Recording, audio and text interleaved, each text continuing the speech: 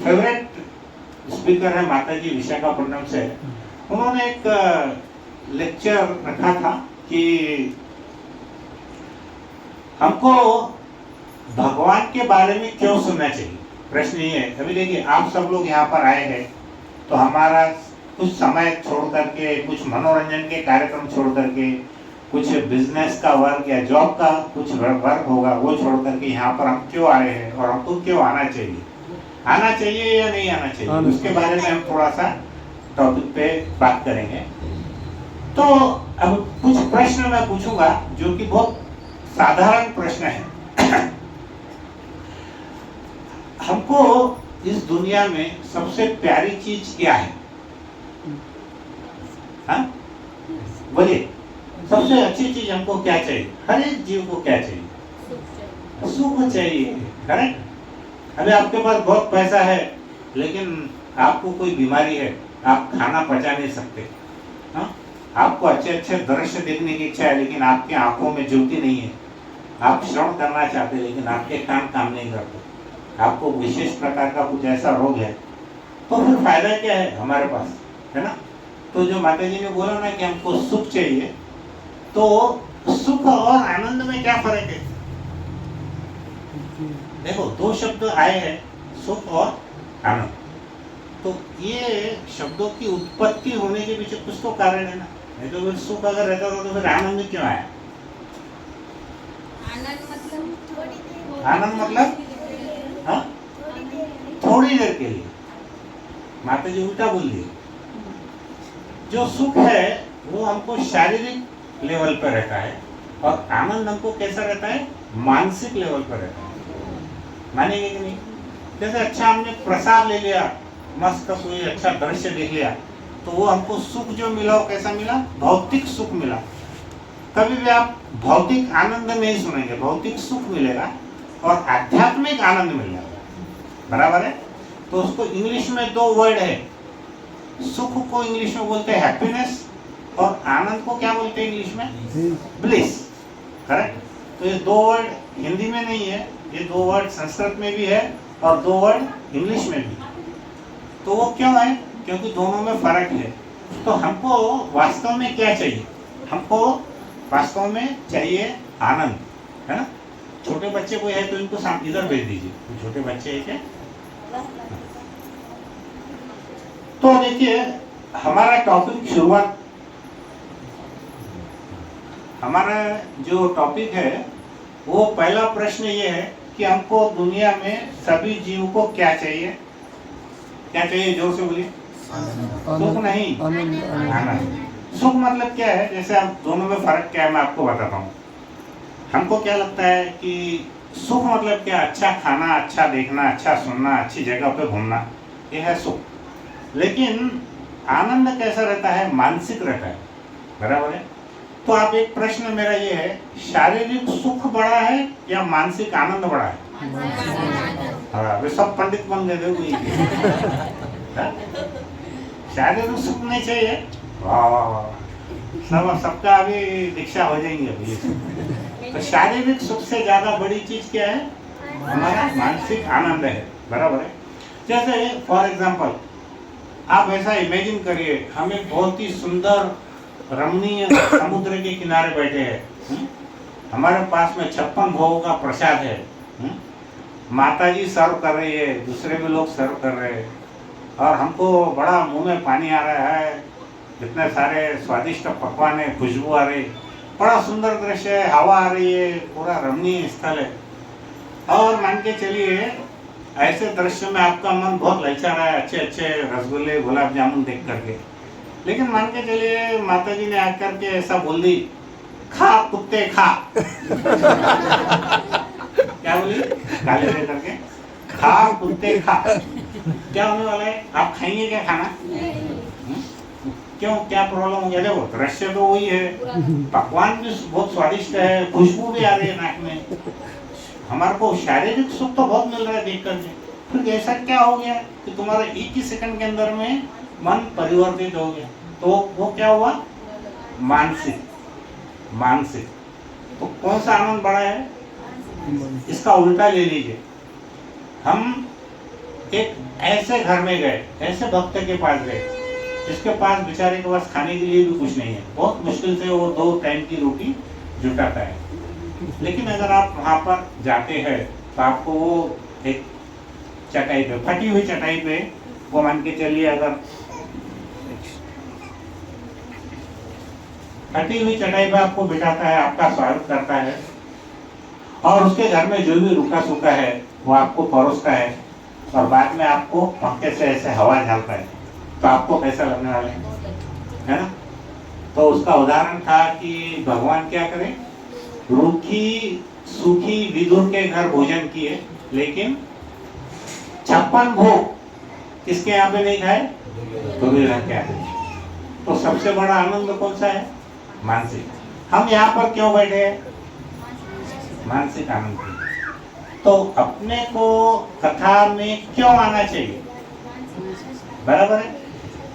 जो बार बार जितने भी हमारे आचार्य हैं वो क्या बोलते हैं कि साधु संग सर्वशास्त्र कहे, लव मात्र साधु संग सर्व सिद्धि होय। मतलब क्या है, साधु संग जो है, जो जितने भी भक्त है उनका अभी यहाँ पर फिलहाल स्वभाव कैसा है, साधु के समान।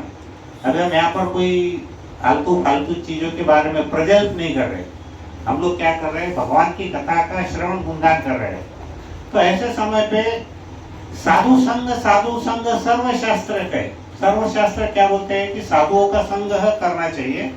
लव मात्र साधु संग, लव मात्र मतलब कितना, 1 सेकंड का 13वां भाग, उतना भी भाग अगर हमको लव मात्र साधु संग सर्व सिद्धि होए, हमको जितनी भी सिद्धि मिलने वाली है, जो भी हमारी मनोकामना है वो भगवान क्या करते हैं, पूरी करते हैं, बराबर है।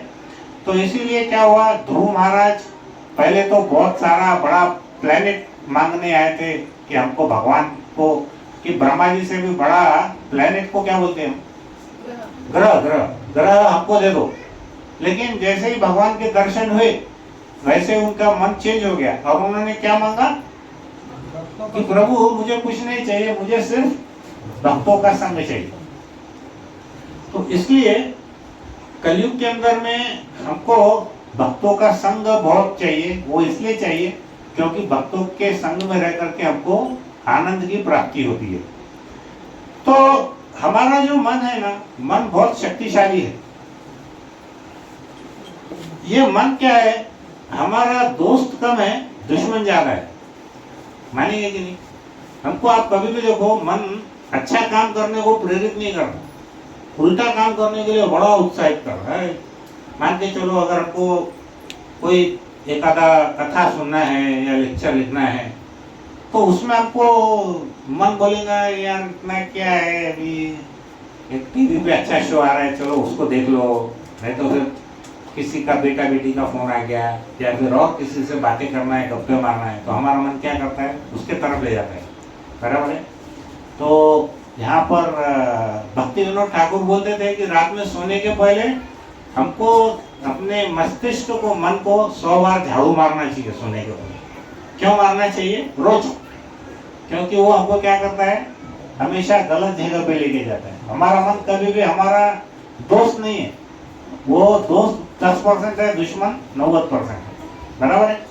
तो ये मन क्या होता है कि हमारा और दूसरी जगह लगाता है, तो हमको क्या करना पड़ेगा, इसको भगवान की ओर हमको डाइवर्ट करना पड़ेगा, बराबर है। मान के चलिए कि कोई व्यक्ति अगर टीवी देखता है, अगर आप उसको बोलेंगे कि कल से टीवी मत देखो, आपका बेटा टीवी देखता है, हमने उसको बोल दिया अब रोज उसको 3 घंटे देखने की आदत है, आपने उसको बोला कि अरे टीवी बंद करो बंद करो, वो बंद करने वाला नहीं है। उसको हमको क्या करना पड़ेगा कि अरे टीवी के ऊपर में, यूट्यूब के ऊपर में बहुत अच्छे अच्छे प्रवचन है, बराबर है, बहुत भगवान की कथाएं है, बहुत भगवान के बारे में मूवीज भी आ रही है, तो तुम क्या करो, उसको डाइवर्ट करके इधर ध्यान दो। तो वो पॉसिबल है, प्रैक्टिकल है। तो उसको बोलेंगे कि तुमने देखना ही नहीं है, ऐसा पॉसिबल है क्या? ऐसा पॉसिबल नहीं है।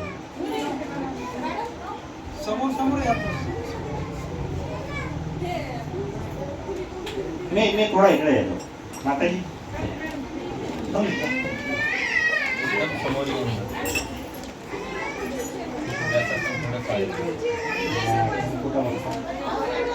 लहान माता जी ये आपने लो उधर, मैं नीचे बैठा उधर किसने को जगह है।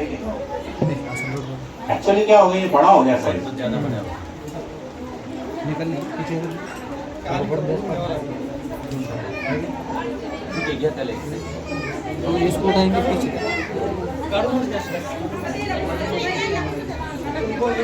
आता ही तुम्ही येऊ शकता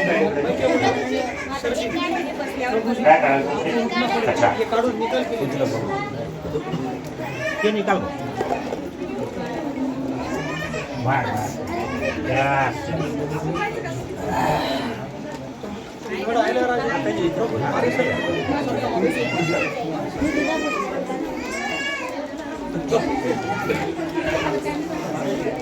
तुम्ही या माताई, तुम्ही आमच्या माताजी सारखे माताजी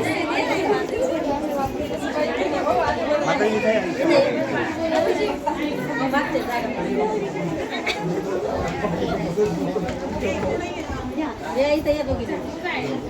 पुढे सर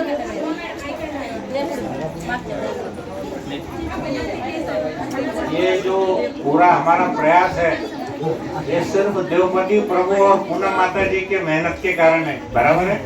तो हम 3 बार उनका पहले जोरदार हरि बोल बोल करके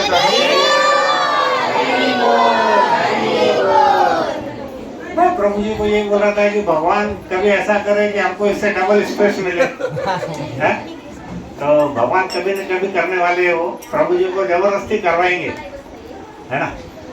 तो हमारा टॉपिक क्या था, अभी हम काय के बारे में बात कर रहे थे, बोलिए।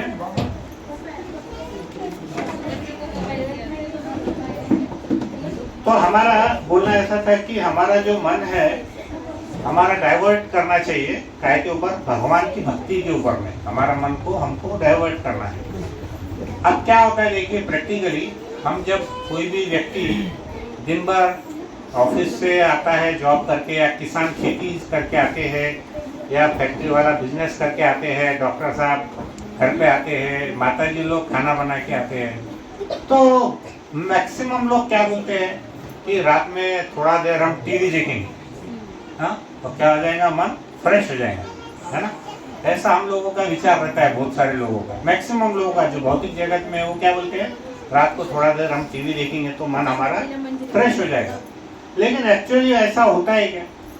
टीवी में हम जो प्रोग्राम देखते हैं तो हमारा मन उसमें फ्रेश होने के बजाय एक शब्द है उद्विग्न होना, बोले तो बहुत ही ज्यादा मन बेचैन हो जाता है, क्योंकि हम उसमें क्या देखते हैं कि कुछ ऐसी कहानी देखते हैं, कुछ ऐसे शो देखते हैं, कुछ एडवर्टाइज देखते हैं, तो हमारा जो शांत मन है, जैसा एक पानी है जलाशय के अंदर में, आपने बड़ा पत्थर डाल दिया तो पूरी तरंगे आके पूरा वो डिस्टर्ब होता है, वैसे हमारा मन भी क्या होता है, उसमें डिस्टर्ब होने लगता है।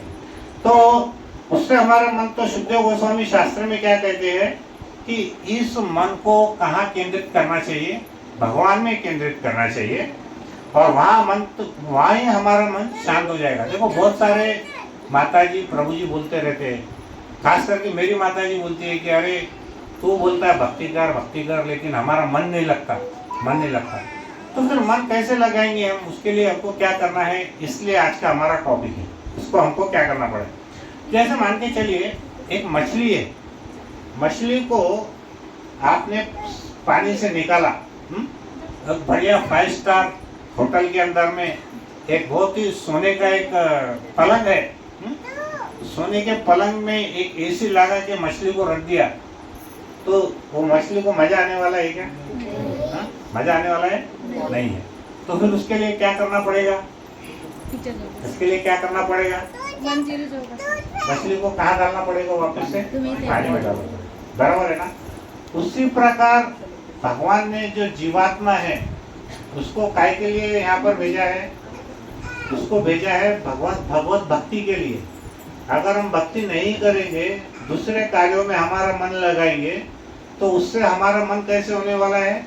वो मछली के जैसा जो बिना पानी के तड़पते रहती है, वैसा ही हमारा मन होने वाला है। तो आपको क्या करना पड़ेगा? मन को कहाँ लगाना चाहिए? भगवान की भक्ति में। देखो ये काम आसान नहीं है, लेकिन इतना भी मुश्किल नहीं है। अरे हम लोग पहले जब टीवी मूवी देखते थे तो हमारा मन लगता था, हमको भक्ति का बोलते थे, जब मैंने पहली बार वो हमारे जो भक्ति के जो गीत थे वो मैंने जब सुना था तो मेरे को ऐसा लगा था कि 100 गीत है, इसको कौन सुनने वाला है। लेकिन जब वो सुनते सुनते उसका अर्थ समझ में आया और उसके मीनिंग समझे तो हमको लगा कि इससे अच्छी तो आनंद काय में है ही नहीं। बराबर है। वैसे ही हमको हमारा जो मन है उसको डाइवर्ट करना पड़ेगा भक्ति के अंदर। तो उसका अगर एक बार स्वाद हमको आ गया तो फिर दूसरा स्वाद उसके सामने पूरी तरह से बेकार है। तो हमको यहाँ देखिए भगवान भी क्या कहते हैं भगवत गीता में श्लोक क्रमांक 9.34 में भगवान क्या बोलते हैं कि मन मना भाव मद भक्तो मध्याजिमा नमस्कुरु माम एव एष्यसि युक्ता एवं आत्मानं मत परायण। मतलब भगवान क्या बोलते हैं कि मन मना भाव मद भक्तो, क्या करना चाहिए, हमारा जो मन है वो कहाँ हमको लगाना चाहिए, भगवान में। बराबर है। भगवान बोलते हैं अपने मन को मेरे नित्य चिंतन में लगाओ, मेरे भक्त बनो, मुझे नमस्कार करो और मेरी ही पूजा करो। इस प्रकार मुझ में पूर्णतया तल्लीन हो जाओ और अगर तुम पूर्णतया तल्लीन हो गए तो तुम निश्चित रूप से मुझको प्राप्त होगे। बराबर है। फिर भगवान को प्राप्त करके हमको क्या फायदा है, बोलो। अरे भगवान बोल रहे तुम आओ हमारे पास, अब हम पूछे थे भगवान तुम्हारे पास जाना कहीं को, हम इधर ही मजा आ रही ना, हमको बढ़िया खा रहे टाइम, हाँ देख रहे टीवी, घूम रहे फिर रहे, कुछ लफड़े सब, टेंशन का काम ही नहीं। फिर भगवान बोले मेरे पास आओ, तो फिर हमारा प्रश्न है आपके पास जाने का काहे को, इधर ही मजा है। वो एक कहानी थी ना कि वो यमराज आ गए वहाँ पे एक बूढ़े व्यक्ति को लेने कि चलो भाई तुम्हारा टाइम, यमदूत है, बोले चलो तुम्हारा टाइम हो गया।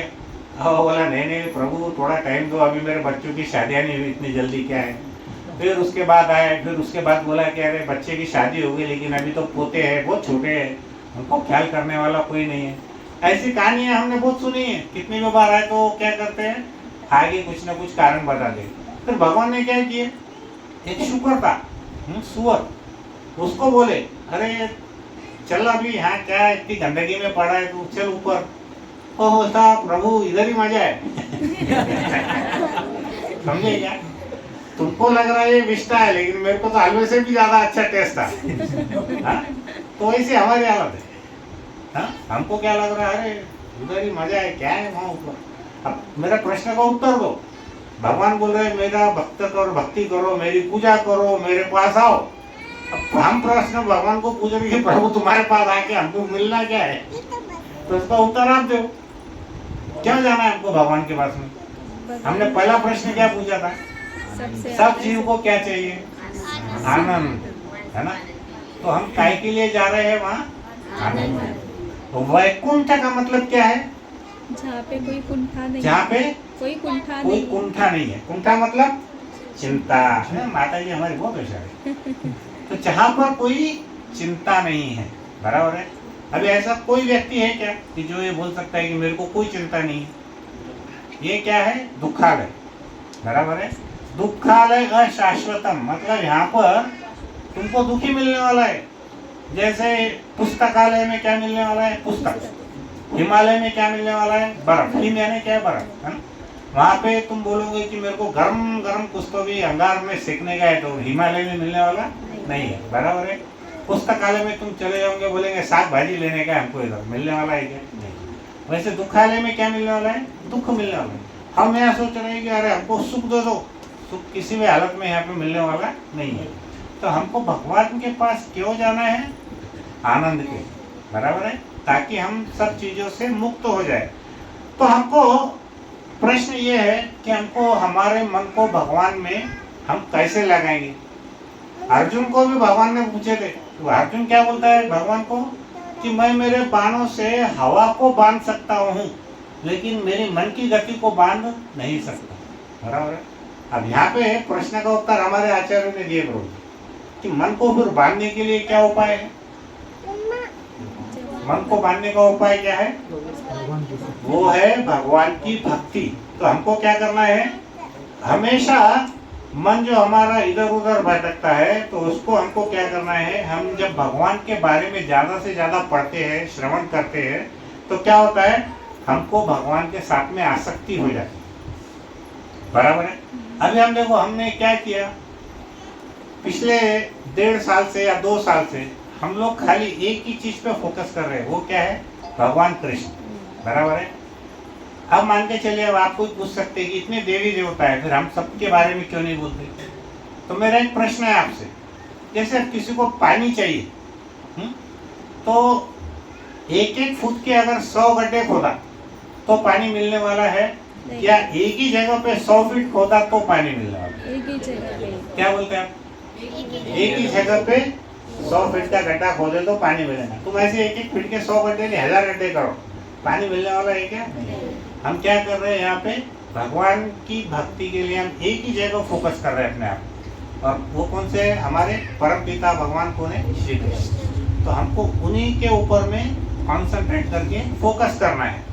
तो यहाँ पर जब हम भगवान के बारे में ज्यादा पढ़ते हैं तो क्या होता है, हमारी उनके साथ आसक्ति बढ़ जाती है, और बाकी लोगों के साथ हमारी आसक्ति धीरे धीरे कम होते जाती है ना। तो आपका कोटा उतना ही है 100 रुपए का। अब 100 रुपए में से आप घर को 50 रुपए देंगे और भगवान को 50 रुपए देंगे, वहां तक समझ में आए। लेकिन अगर वो 100 रुपए में आप 80 रुपए भगवान को देंगे, तो जो घर को 20 रुपए का जो परसेंटेज है वो 100 में से 80 चले गया तो 20 ही बचने वाला। तुम इतने बड़े विशाल नहीं है कि जैसे भगवान ने 16,108 रानियां पाली थी, वैसे हमने भी 16,108 शादियां करके घर को संभाल सकने का। ऐसा हमारे लिए संभव है क्या? बराबर है ना। हमारी इतनी सी जान है, एक ही औरत नहीं संभलती हमसे। तो भगवान का कॉपी हमको करने की जरूरत नहीं। बराबर है प्रभु जी। जो शादीशुदा है सब मेरे साथ में, ऐसा मैं मान के चलूं। तो यहाँ पर देखिए, श्रीमद् भागवत के कैंटो 1 चैप्टर 2 में पहले स्कंद के दूसरे अध्याय में भगवान क्या बोलते हैं कि बुद्धिमान व्यक्ति क्या करता है, कर्म बंधन को तलवार से काट देता है। कर्म बंधन मतलब क्या है, जो हमारी आसक्ति है, हमारा जो अटैचमेंट है परिवार के प्रति, समाज के प्रति, नातेवाईक के प्रति, रिश्तेदारों के प्रति, उसके बंधन को काटना बहुत जरूरी है। क्योंकि हम उसके साथ चिपके हुए रहेंगे तो फिर हम भगवान की तरफ हमारा ध्यान जाने वाला नहीं है। और वो तलवार काय की बनी है, वो तलवार बनी है भगवान के स्मरण की। स्मरण कैसे करना है, हरे कृष्णा कृष्णा कृष्णा हरे हरे, हरे राम राम राम हरे हरे। तो हमको इस भगवान के नाम रूपी तलवार से हमको ये जो कर्म रूपी बंधन है उसको हमको काटना है। करेक्ट। तो इस गांठ को हम तभी काट सकते हैं जब भगवान को हम हमेशा स्मरण कर सकते हैं। हम दिन भर में जो कार्य करते हैं, श्रवण करते हैं, रात्रि में देखे होंगे हमको वही हमारे को सपने में भी आता है। बराबर है। जो हम दिन भर जिस चीज में लगे रहते हैं, हमको रात में कभी कभी सपने आएंगे तो उसी चीज के आएंगे। तो यहाँ पे भगवान क्या बोलते हैं कि तुम अगर मेरी कथा सुनोगे, तुम मेरे बारे में विचार करोगे, मेरे को जानोगे, तो ही तुम मेरे साथ में, मेरे धाम में आ सकोगे। बराबर है ना। तो यदि हम भगवान का स्मरण ही नहीं करेंगे, कथा ही नहीं सुनेंगे, आएंगे ही नहीं, तो हम भगवान का नाम जप कैसे याद कर सकते हैं? बराबर है प्रभु। तो हमको क्या करना पड़ेगा, अब भगवान का जब हम नाम स्मरण जप करेंगे तो हमको उनकी छोटी छोटी बातों के बारे में जानकारी होना जरूरी है। करेक्ट। फॉर एग्जाम्पल, भगवान कौन से वस्त्र पहनते हैं, भगवान की आयु कितनी है, भगवान माला कौन सी पहनते हैं, भगवान तिलक कैसा निकालते हैं, भगवान के पैरों पे चिन्ह कितने हैं, भगवान की माता का नाम क्या है, भगवान के पिता का नाम क्या है, भगवान कैसे अपनी लीला करते हैं, किनके साथ खेलते हैं। अब जब हम छोटी छोटी चीजें भगवान की जब जानेंगे तो क्या होने वाला है, हमको भगवान के प्रति आसक्ति बढ़ेंगी। और जब हमारी भगवान के प्रति आसक्ति बढ़ेगी, उसी के बाद हमारी बाकी के लोगों के साथ में विरक्ति होने वाली है। दोनों एक साथ होने वाला नहीं है। जैसे हम हमेशा कहानी सुनते हैं, 2 नाव पर पैर रख करके हम तैर नहीं, जो नदी है पार नहीं कर सकते। अब आप बोलेंगे कि प्रभु जी अब हम तो सांसारिक लोग हैं, अब आप बोल रहे हैं कि 2 नाव पे पैर नहीं रखना, तो फिर कैसे क्या करना? इसका मतलब, मेरे बोलने का मतलब तो ऐसा निकला, या तो भक्ति करो या संसार करो। बराबर है ना। तो दोनों चीज करना पड़ेगी अपने को। तो कैसा करोगे, उसका कोई उत्तर दो मेरे को। हाँ, तो बैलेंस करना पड़ेगा। बैलेंस करना पड़ेगा। बराबर है। और कोई उत्तर है? भगवान को केंद्र में रखते हुए सब कार्य करना है। भक्ति को केंद्र में रखते हुए कार्य करना है। ये भी बहुत अच्छा आंसर है। और कोई आंसर है? इसका उत्तर एक प्रश्न परम पूज्य राधानाथ स्वामी महाराज को एक भक्त ने प्रश्न पूछा था, बहुत साल पहले की बात है। महाराज ने बहुत अच्छा उत्तर दिया था। उन्होंने क्या बोला था, बाहर से आप संसार को ऐसा दिखाओ कि मुझे आपकी बहुत परवाह है। समझे क्या?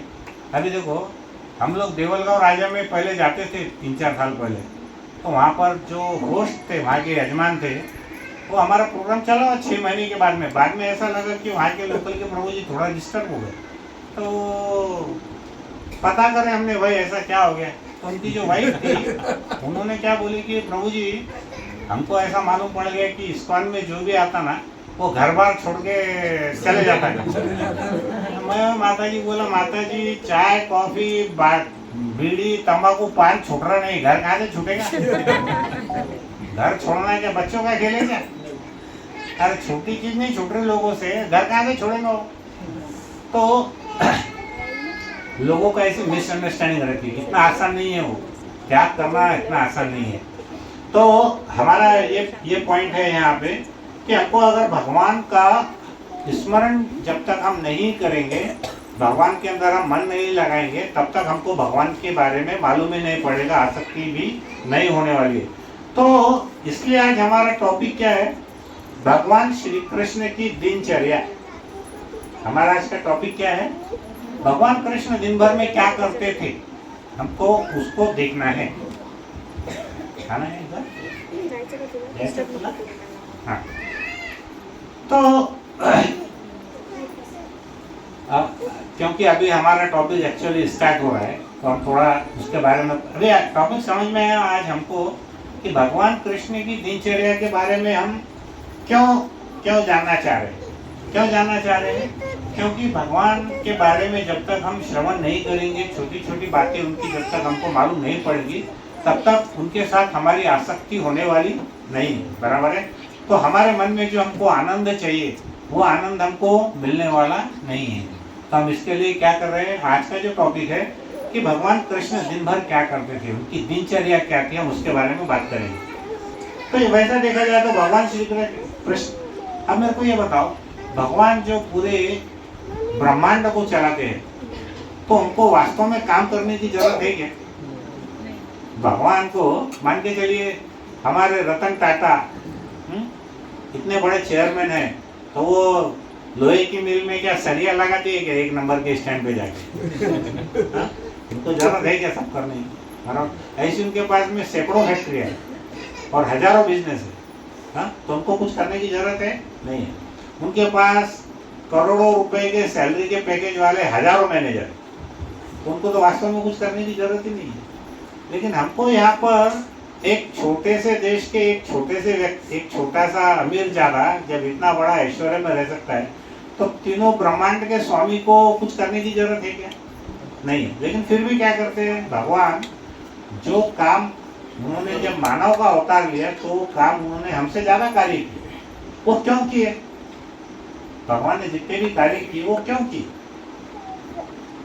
हम हमारे जैसे जो बद्ध पतित लोग हैं उनको बताने के लिए कि आप अगर गृहस्थ है तो आपको जीवन कैसे जीना चाहिए। हम क्या करते हैं कि जो हमसे बड़े लोग हैं उन्हीं का अनुसरण करते हैं। बराबर है? हम हमेशा क्या करते हैं, जो हमसे बड़े हैं, सफल लोग हैं, हम क्या करते हैं, उनका अनुसरण करते हैं। तो भगवान ने क्या किया, उन्होंने इसके कार्यकलापों के बारे में हम चर्चा कैसे कर सकते हैं कि उन्होंने ये स्पष्ट किया है कि हमने जितने अध्याय पढ़े, इतने सारे उन्होंने असुरों का वध किया था। अगासुर, बकासुर, पूतना, और भी बहुत सारे असुर उन्होंने किए, तो उनका वध किया। तो ये जो काम है कोई साधारण व्यक्ति कर सकता है क्या? नहीं कर सकता, ये केवल भगवान कर सकते हैं। लेकिन भगवान ने ये दिखाया कि अगर हमको एक मानव का अवतार लेकर के आना है, तो हमको कैसे जिंदगी जीना चाहिए, हमने एक दिन को कैसे रहना चाहिए, कब उठना चाहिए, कब खाना चाहिए, कब मंगल आरती करना चाहिए, कब माला करना चाहिए, ये भगवान ने क्या किया, अपने उदाहरण से समझाया। तो यहाँ पर क्या हुआ हमको भगवान का अनुसरण करना है, उनका अनुकरण नहीं करना है। क्या फर्क है अनुसरण में और अनुकरण में? अनुसरण और अनुकरण में क्या फर्क है? अनुकरण यानी कॉपी करना, अनुकरण यानी कॉपी करना, करेक्ट बोले। अनुसरण यानी उनको देख के अपने जीवन से उनके Perfect. चिन्हों पे चलना। हाँ, उनके पद चिन्हों पे चल, बराबर है। अब एक उदाहरण हम देखेंगे भगवान का, अनुसरण और अनुकरण, है ना। जैसे भगवान ने क्या किए, एक अच्छे गृहस्थ के रहते हुए एक अच्छे गृहस्थ का उन्होंने उदाहरण प्रस्तुत किए कि एक गृहस्थ ने कैसा जीवन जीना चाहिए। तो वो हो गया उनका अनुसरण, हमने उनके पद चिन्हों पे चलना है। लेकिन भगवान ने 16,000 रानियों से शादियां की है, बराबर है। हम ऐसा करना चाहिए क्या? पहली बात तो हम कर नहीं सकते, और दूसरी बात हमको ऐसा करना भी नहीं चाहिए, बराबर है। वो क्या हो गया? अनुकरण। तो हमको क्या करना है? भगवान का अनुसरण करना चाहिए, अनुकरण नहीं। अब एक ने बोला शिव जी के जो भक्त रहते हैं ना, वो बहुत सारा भांग वांग क्या क्या लेते रहते हैं, ऐसा हम देखते हैं हर बार। प्रभुपाद को एक भक्त ने पूछा कि प्रभु जी, ये जितने भी शिव के भक्त हैं वो भांग धतूरा गांजा वांजा क्या क्या लेते रहते हैं, तो ये क्या सही है क्या? तो प्रभुपाद जी ने उत्तर दिए, उनको बोले सबसे पहले वो विष का पान करेंगे, जहर पिएंगे। पहले कैसा? समुद्र मंथन में पहले क्या निकला था? विष। और वो किसने पिया था? तो उनको बोलो पहले विष को पचाएंगे, अगर बच गए तो फिर बाद में ये करना, बराबर है। तो हमको उनका कॉपी नहीं करना, बराबर है, अनुकरण नहीं करना, अनुसरण करना। शिव जी बहुत बड़े वैरागी है, वो हमेशा भगवान का जप करते रहते हैं। कृष्ण उनके लिए आराध्य देवता है, इसीलिए वो देवों में देव कैसे है? महादेव है। तो हमको उस चीज का अनुसरण करना है, वो अनुकरण नहीं करना है कि उन्होंने ये किया करके हम भी ये करना है, ऐसा नहीं है, गलत। तो भगवान क्या करते थे, जैसे सवेरे जब सूर्योदय होता था उसके 3 घंटे पहले वो उठ जाते थे, बराबर है। अभी हम मोबाइल में देखते हैं सनराइज सनसेट, सूर्योदय का समय मान के चलिए 5:03 का है, तो उसमें से 3 घंटे घटा दो, कितने बजे? 2:03। हमारे इस्कॉन में है, मैं एटलीस्ट एक ऐसे हमारे महाभागवत को जानता हूँ जो 2 बजे उठते हैं, वो है श्रीमान राधे श्याम दास को। पिछले 25 सालों से कम मैंने ऐसा कई वक्तों से सुना है कि वो सुबह कितने बजे उठते हैं? वो 2 बजे उठते हैं। तो ऐसे हमारे यहाँ पे परम भागवत महाभागवत लोग हैं जो भगवान की जैसा ही दिनचर्या उनकी ढलती है वैसा ही वो चलते हैं। तो भगवान क्या करते थे, सूर्योदय से 3 घंटे पहले उठ जाते थे। उस समय क्या होता था कि घड़ियां तो थी नहीं, अलार्म था नहीं, तो वो कैसे उठते थे? जब मुर्गा आवाज करता था, मुर्गे की आवाज से फिर भगवान उठते थे और वो ब्रह्म मुहूर्त की सूचना देता था उस समय। लेकिन श्री कृष्ण का इतना जल्दी उठना उनकी जो प्रथम पत्नी थी रुक्मिणी जी, उनको अच्छा नहीं लगता था। उनको ऐसा लगता था कि देखो हमारे पति देव, अब देखिए वो भगवान है, हमेशा ऐसा भाव में तो नहीं रह सकते ना, तो वो उनको अपने पति देव के रूप में देखती थी और वो सोचती थी कि देखो हमारे पति देव इतनी जल्दी उठ गए, इन्होंने अच्छे से आराम भी नहीं किया, रेस्ट भी नहीं किया, इतनी जल्दी उनको उठना पड़ गया, तो बेचारी बहुत नाराज हो जाती थी। लेकिन भगवान क्या करते थे कि जैसे मुर्गे की ध्वनि आती थी तो वो उठ जाते थे, बराबर है। अभी तो मुर्गे की ध्वनि सुन के जमाना हो गया, क्योंकि क्या है, सब खिड़की दरवाजे बंद है, एसी चालू है। अब एसी की एक ही आवाज़ आती रहती है, उसमें समझ में नहीं आता मुर्गा, अब मुर्गे है भी नहीं हमारे आसपास में। अब जो रहते होंगे उनको अच्छी बात है, हमने तो मुर्गा देख के जमाना हो गया, किधर मुर्गे दिखते नहीं, क्योंकि सब वेजिटेरियन कॉलोनी है, तो इधर ऐसा कुछ चांस मिलता नहीं है। मैं जब ये पढ़ रहा था तो मैं सोच रहा था मुर्गा सुन के कितने दिन हो गए, तो मुर्गे की ध्वनि सुनी ही नहीं हमने कभी। हाँ, उधर इसकी आवाज आती रहती घर करके घुसता। तो उसके बाद क्या होता था, जब भगवान उठते थे तो वहां पर एक बहुत सुगंधित पुष्प था। इसको बोल सकता है क्या, भगवान का सबसे ज्यादा नहीं, पृथ्वी में सबसे सुगंधित पुष्प कौन सा है? पारिजात। हरि बोल, है ना। पारिजात को भगवान ने कहाँ से लाए थे? स्वर्ग से लेके आए थे, बराबर है। तो क्या होता था कि जब भगवान उठते थे तो उसकी खुशबू, वो परिजात वृक्ष के जो फूल थे उसकी खुशबू से पूरा उनका जो महल है वो उससे आच्छादित हो जाता था। और क्या होता था, उस महल के ऊपर में उसकी सुगंध का रस स्वादन करने के लिए जो मधुमक्खियाँ थी वो भी भिन भिनाती थी, उनको भी वो सुगंध बहुत अच्छी लगती थी। और जितने भी पक्षी थे वो भी बहुत ऐसी मधुर आवाज निकालते थे। कलरव बोलते हैं हिंदी में, मराठी में कुछ एग्जैक्ट वर्ड होगा, क्या बोलते हैं इसको? हाँ, किल बिला। तो जो पक्षी जो है वो किल बिला करते हैं, मक्खियाँ जो क्या करती है, मधुमक्खियाँ वो भौरे भौरे गुनगुनाते हैं उसके अंदर में। और उसमें सब ऐसा वातावरण होता है कि जो जितने पक्षी है, भौरे है, मधुमक्खी है, सब मिलकर के क्या कर रहे हैं, श्री कृष्ण भगवान की स्तुति कर रहे हैं। ऐसा रम्य वातावरण वहाँ पर तैयार हो जाता था। और श्री कृष्ण की जो प्रथम पत्नी है वो बेचारी बहुत ही उदास हो जाती थी कि अब मुझको मेरे पति छोड़ करके चले जाएंगे, इस मन से बहुत उदास हो जाती थी। और वो क्या होता था कि भगवान श्री कृष्ण सुबह क्यों उठते थे, क्योंकि वो हम जैसे गृहस्थ को बताने के लिए कि हमको आदर्श गृहस्थ कैसे रहना है, इसके लिए उन्होंने हमको ये सब बताया है। तो भगवान बोलते हैं कि हमको प्रातः काल में सुबह जल्दी उठना चाहिए, चाहे कैसी भी स्थिति क्यों न हो, चाहे कुछ भी हो जाए, हमको प्रातः काल। देखिए, अगर आप सुबह लेट उठते हैं तो आप जो माला करेंगे, अगर आपकी माला एक बार सुबह नहीं हुई तो दिन भर में माला होती है क्या? नहीं होती। तो ऐसा क्या होता है मालूम है, सुबह जब आप किसी दूसरे शहर में जाते हैं तो जो हाईवे है वो कैसे रहते हैं, पूरे खाली रहते हैं। जैसे जैसे सूर्य ऊपर जाता है वैसे वैसे उसके ऊपर में भीड़ बढ़ती जाती है। वैसे ही हमारा मन है, सुबह के समय हमारा मन एकदम शांत रहता है, कोई विचार नहीं आते। जैसे जैसे समय बढ़ते जाता है दोपहर की तरफ, शाम की तरफ, हमारे मन में सब प्रकार के विचार भर जाते हैं। तो हम जो माला करते हैं वो माला करने का समय कब है? सुबह है, प्रातः काल में हमको माला करना चाहिए। तो वहाँ पर उसके बाद भगवान कृष्ण क्या करते थे, उनका जो मुख है, मुंह है, उनकी भुजाएं है और उनके जो चरण है उसको धोते थे। और धो करके क्या करते थे, वो स्वयं का ध्यान करते थे। भगवान किसका ध्यान करेंगे? स्वयं का।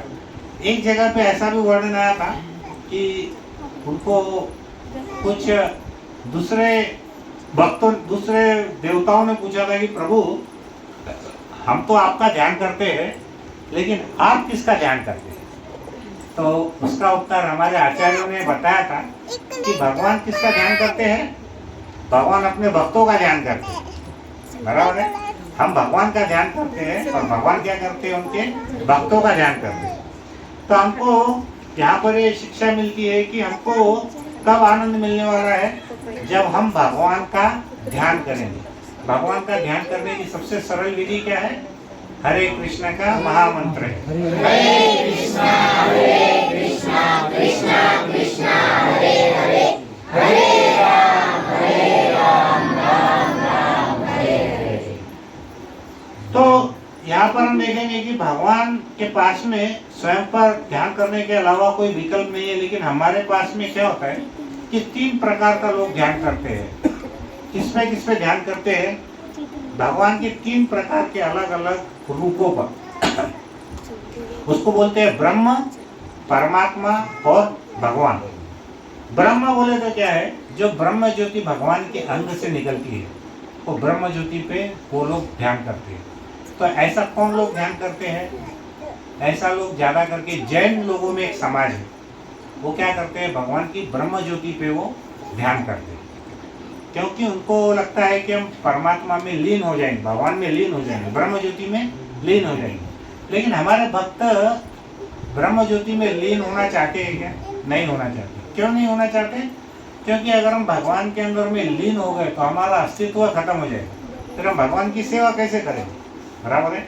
तो हमारे जो गौड़ी वैष्णव, हमारा जो मठ है, वो जो भगवान के रूप को मानता है, उनका मानना ऐसा है कि हमको भगवान के रूप के ऊपर में, भगवान की लीला के ऊपर में हमको ध्यान केंद्रित करना चाहिए। दूसरे लोग जो रहते हैं, बड़े बड़े योगी साधु, वो क्या करते हैं, परमात्मा के ऊपर, भगवान क्या है, भगवान का एक अंश है परमात्मा के रूप में जो हमारे अंदर विद्यमान है, तो वो क्या करते हैं, उसके ऊपर में वो ध्यान साधना केंद्रित करते हैं। उनको क्या चाहिए, उनको चाहिए सिद्धियाँ, जैसे पानी के ऊपर चलना, हवा में उड़ जाना, इस प्रकार की सिद्धियाँ वो प्राप्त करना चाहते हैं। तो वो क्या करते हैं, भगवान के परमात्मा के रूप में ध्यान करते हैं। एक बार क्या हुआ कि एक नदी थी, नदी के ऊपर में एक गांव में नदी थी, वहाँ पे बहुत भीड़ लग गई।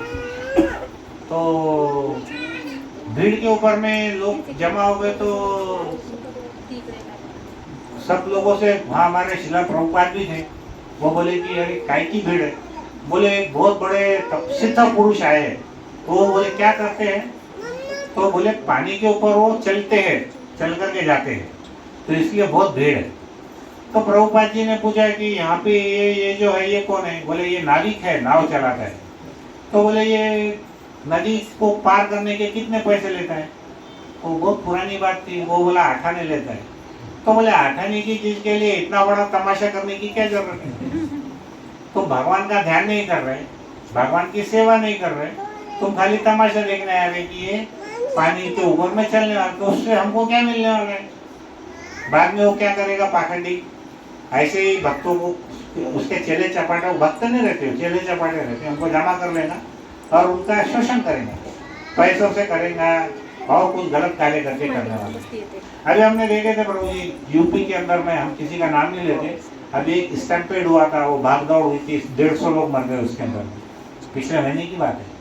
वो कोई भक्त वक्त नहीं था, वो महाराज वाराज नहीं था, अपने आप को भगवान घोषित करता था वो, उसके भीड़ के अंदर में 150 लोग मर गए। बाद में मालूम पड़ा कि वो बोगस साधु है, बोगस गुरु है ना। तो हमारी जनता, भारत की जनता बेचारी, उनका सब चीजों में अच्छी है, लेकिन एक चीज है उनका, तो बहुत भोली है। तो बहुत भोली होने से क्या है प्रभु जी, उनके मन के अंदर में कोई कपट नहीं है। मैंने बहुत अच्छे तरह से महसूस किया, अमेरिका में, यूरोप में मैंने बहुत देखा, वहाँ के लोग बहुत ज्यादा कपटी है, और हमारे भारत के लोग है ना प्रभु जी, दिल के बहुत साफ है, तो किसी पे भी जल्दी भरोसा कर लेते है ना। तो अब ये अच्छा है या बुरा नहीं मालूम, लेकिन अगर शास्त्र के हिसाब से देखा जाए तो बहुत महान गुण है कि हमारे अंदर में कपट नहीं होना चाहिए। लेकिन हम लोग इतने भी सीधे नहीं होने चाहिए कि लोग हमारा गैर फायदा उठाए, बराबर है। तो ये हम देखेंगे कि भगवान का ब्रह्म रूप यानी क्या है, ब्रह्म ज्योति, जो भगवान में लीन होना चाहते, जो परमात्मा का, जो भगवान का गुण है, भगवान का एक अंश है, उसके ऊपर में वो ध्यान करते ताकि उनको सिद्धियां मिले। लेकिन जो भक्त है वो क्या करता है, भगवान का रूप का वो ध्यान करता है, जो हम रोज श्री कृष्ण कथा की बुक में देखते हैं। तो भगवान का रूप कैसा है, भगवान की लीलाएं कैसी है, भगवान कौन है, हम उनकी कथाओं का श्रवण करते हैं। क्यों करते हैं, क्योंकि भगवान पूर्ण पुरुषोत्तम है। तो हमको जो आनंद भक्तों के साथ में भगवान की सेवा करने को मिलने वाला है, वो आनंद दुनिया में कहीं मिलने वाला नहीं है। हम देखते हैं बहुत, मैं आपको शायद बताया नहीं था, हम लोग एक बार दुबई में गए थे आज से 7 साल पहले। हम लोग कुछ 7 रूम्स हमने लिए थे, जिसका 7 साल पहले का किराया एक रूम का 25,000 रुपये रोज का था। तो हमने 3 नाइट्स के लिए रूम लिए थे वो। लेकिन क्या हुआ, उस होटल में इतना ज़्यादा रश था कि वो रिसेप्शनिस्ट जो थे वहाँ के 15 जने थे रिसेप्शन, उन्होंने हमको बोले कि सर आप एक काम करिए, हम आपको एक दूसरा वाला रूम देते हैं, वो VIP रूम देते हैं कुछ। तो हमने पूछा भाई तो उतना कॉस्ट वास्ट हम देने वाले नहीं है, हमारे जो है हम उसके अंदर में कुछ मिलता होगा तो बोल। उन्होंने बोला नहीं डेफिनेटली आपको कुछ देना नहीं है, आप उसमें जाइए करके। तो हमको वो जो रूम मिला, हम जब ऊपर गए, जाने के पहले क्या हुआ, उसमें लिफ्ट थी और लिफ्ट में राडो घड़ी लगी हुई थी अंदर, जो कि कम से कम 12-15 लाख की घड़ी होना चाहिए मेरे हिसाब से। और वहाँ पे लिफ्ट में हर एक शिफ्ट के लिए 2-2 वॉचमैन थे, जिनकी सैलरी 1-1 लाख रुपए की थी, जहाँ तक मैंने वहाँ पे पता किया था। अब हम ऊपर गए तो ऊपर हमने देखा कि करीब 6-7 कमरे थे, और उस कमरों के अंदर जो बाथरूम थे उसके अंदर जो नल लगे थे पूरे सोने के थे, और एक रूम को 2-2 बाथरूम थे। तो मेरे को समझ में नहीं आया कि एक रूम में 2 बाथरूम क्यों है। फिर मेरे को लगा ये कंट्री मुस्लिम है तो यहाँ शादियाँ भी ज्यादा करते तो इसलिए 2 बाथरूम रखे होंगे हम लोगों ने। मेरे को तो 2 बाथरूम का कुछ कॉन्सेप्ट समझ में नहीं आया। तो 2 बाथरूम थे और पूरे सोने के बने हुए थे। फिर मैंने मेरे बेटे को पूछा, मैं बोला यार इतना बड़ा रूम है, यहाँ तो टीवी नहीं है। तो हमारा बेटा भी इंजीनियर, उसने इधर उधर कहीं तो बटन दबाया तो हमारा जो बेड था उसके अंदर एक बड़ा ऐसा टीवी बाहर आया निकल, बड़े स्क्रीन का। वाह। फिर हमने पूछा भाई इसका किराया कितना है रोज का? आप यकीन नहीं करेंगे प्रभु जी, उसका पर दिन का किराया था कितना हो सकता? चलो कितना किराया सोच सकते हैं? 1-1.5 लाख। नहीं ऐसा हवा मत बोल। मैंने पूछा, बोले कुछ भी बिगड़ बोले ऐसा कितना हो सकता है? नहीं 1 लाख नहीं होगा ना। देखो हमारे 25,000 के 7 रूम थे, 25,000 को मिल 7 कितने हो गए? 2.25 लाख। तो 2.25 लाख से तो ज्यादा के रूम थे वो। उसका किराया एक दिन का था 22 लाख रुपए। हम 3 दिन थे तो हमने क्या किया, फिर हमने पूरा पूछे, हाँ इधर 3 दिन में तो घर बन जाएगा ना। फिर हमने पूछे कि भाई पहली बात तो तुमने हमारे ऊपर ये मेहरबानी क्यों की? हमारे रिश्तेदार थे वो बड़े डाउटफुल थे, बोले प्रभु जी ये कुछ तो खबर है अपने को यहाँ पे, ये तुम्हारे को कुछ देखिए क्या गड़बड़ करने वाला है। मैं बोला अरे यार इतनी बड़ी होटल है वो क्या बेचारा हो। प्रभु जी वो $1 बिलियन की होटल थी, 8,000 करोड़ की होटल है तो वो हमारे को क्या खपाने वाला है? उसके लिए 8,000 करोड़ वाले के लिए 10-20 लाख रुपए तो हमारे लिए जैसे 10-20 रुपए वैसा है। फिर भी मैं पूछा कि भाई ऐसा रूम क्यों बनाए तुमने? तो मालूम पड़ा वहाँ पे कि जितने हमारे फिल्म स्टार है वो आते हैं, और नेल्सन मंडेला साउथ अफ्रीका के राष्ट्रपति वो आते हैं, और जितने बड़े बड़े फुटबॉल के प्लेयर है वो आते हैं। मतलब इन शॉर्ट ऐसा था जिनको भुगट के पैसे मिलते वही लोग आते जो खूब पैसे की कमाई करता उधर जाता भी नहीं, बराबर है ना। तो मैं उनको पूछा होटल वालों को कि भाई आपने हमको ये रूम दे करके मेहरबानी क्यों की? बोले साहब हमने मेहरबानी नहीं की, उसमें हमारा स्वार्थ है। हम बोले कैसा? बोले देखो हमारे पास में क्या होता, 2-2 लोग आते रूम लेने को, तो किसी 2 रूम यानी 2 आदमी को तो बोले पूरा फ्लोर हम दे नहीं सकते थे, तो 15 लोग थे तो 15 लोगों को हमने एक फ्लोर दे दिया, वो हमारा फ्लोर खाली पड़ा था। तुम्हारे जो 7 रूम थे वो हमने 50-50 हजार रुपए में बेच डाले, बराबर है ना। तो उनको क्या हुआ, 3.5 लाख रुपए के हिसाब से 3 दिन के वो पैसे मिल गए, और उनका जो ऊपर का फ्लोर था वो फालतू पे पड़ा था, उसकी कोई वैल्यू नहीं ना कोई। हवाई जहाज का जो टिकट है, वो जो सीट है और होटल का रूम है, वो दिन अगर खत्म हुआ तो उसकी वैल्यू 0, खाली रहा तो। हाँ? आज अगर आपका कोई होटल का रूम खाली है तो उसकी वैल्यू क्या है? आपका प्लेन का टिकट कितने का भी रहने दो, 2 लाख का रहने दो, लेकिन अगर कोई नहीं बैठा तो उसकी वैल्यू क्या है? तो उसने क्या किया, बिजनेस जैसा हिसाब लगाया उसने। हाँ मेरा पॉइंट क्या था, अब वहाँ जाने के बाद में हमको बहुत भूख लगी, हमने सोचा कि भाई अब कुछ प्रसाद खाना है। अब वहाँ देखे तो मुस्लिम लोग थे। प्रभु जी ब्रेकफास्ट के अंदर में मेरे ख्याल से 1000 आइटम थे, 1000 कसम से 1000। अब हमारा टेंशन ये प्रॉब्लम आ रहा कि अब हम तो सब इस्कॉन के भक्त है, तो हमने क्या खाना क्या नहीं खाना। फिर हमने देखे फल फ्रूट वगैरह तो खा लिए। अब क्या होता प्रभु जी, ऑनेस्टली मेरे जैसे आदमी की भूख फल फ्रूट से तो मिटती नहीं, तो 2 घंटे के बाद वापस भूख लग गई। फिर क्या करना? तो फिर मैंने क्या किया, गूगल में सर्च किया यहाँ पे कोई इस्कॉन मंदिर है क्या। तो भगवान की कृपा से वहाँ पे इस्कॉन का मंदिर मिल गया। तो मैंने उनको फोन लगाया और उनको बोला कि हमारे 14 लोग हैं, तो 14 लोगों के लिए हमको उधर प्रसाद भेजो। उन्होंने आधे घंटे 5 घंटे में प्रसाद आया प्रभु जी, और इतना ज्यादा प्रसाद था वो कि एक प्लेट में 2 आदमी भी खाए तो बच जाता था उसमें इतना। तो हम लोग वो डाइनिंग टेबल पे गए। तो डाइनिंग टेबल कितना बड़ा प्रभु जी मालूम है क्या आपको? आपका घर के बाहर का वो जो रोड है वहां से लेकर के ये पीछे तक, मतलब वो डाइनिंग टेबल पे मेरे ख्याल से 40 या 50 लोग बैठे, इतना बड़ा डाइनिंग टेबल था। तो मेरा पॉइंट वापस ये था कि इतना सब वैभव देखने के बाद भी वो जो सुख है वो कैसा है, क्षणिक है, बराबर है। उस सुख की तुलना ये जो हमारे भक्त बैठे हैं, चपाती खा रहे हैं, दाल राइस खा रहे हैं, उसका जो सुख आनंद है उस सुख से 1000 गुना ज्यादा है। तो भगवान की कृपा रही कि मैंने वो वाला सुख भी जो दुनिया के 0.1% लोग भी शायद नहीं देख पाते, वो भी सुख देखने को मुझको मिला। और भक्ति का जो आनंद है वो भी भगवान की कृपा से मिलता है। तो दोनों के अंदर में ऐसा कंपैरिजन करने वाले बहुत कम लोग हैं जिन्होंने, देखो सुनना अलग बात है, लेकिन उसको एक्चुअली महसूस करना, उसमें से जाना, ये अलग बात है। तो मेरा बोलना ऐसा था कि ये हम बहुत भाग्यशाली है कि हमको भक्तों का संग मिलता है, हमको ऐसी कथा श्रवण करने को मिलती है।